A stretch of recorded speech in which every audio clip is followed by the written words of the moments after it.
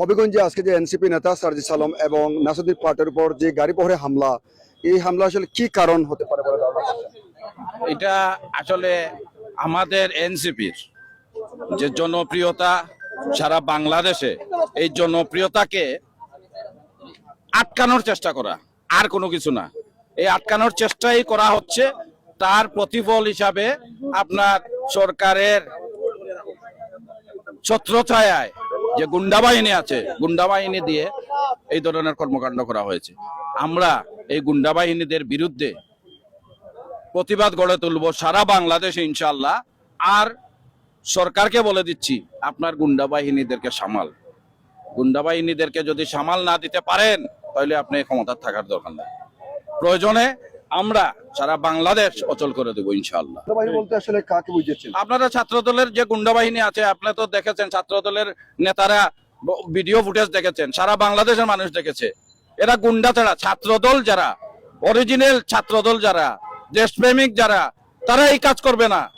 এদেরকে ছাত্র দল বলাই তো অন্যায় হয়ে যাবে। গুন্ডা বাহিনী এই জন্য বললাম, আমরা চাঁদাবাজ বললাম।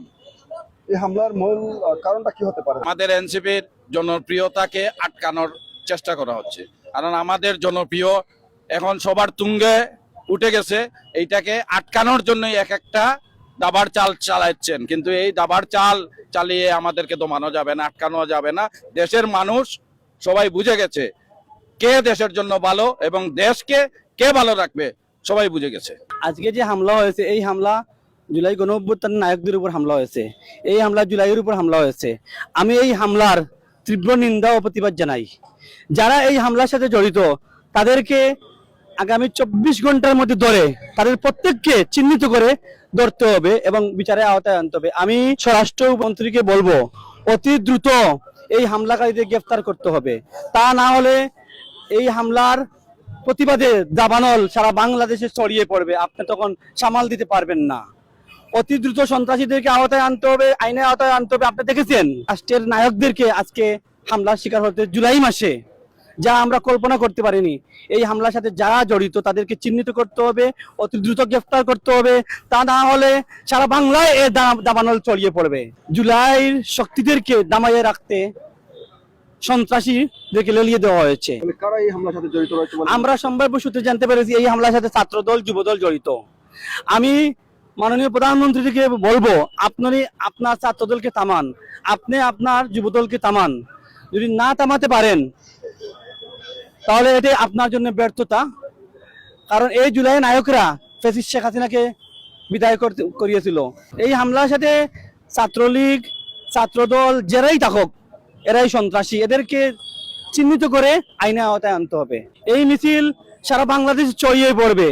তাই সরকারকে বলবো অতি দ্রুত হামলাকারীদের গ্রেফতার করতে হবে।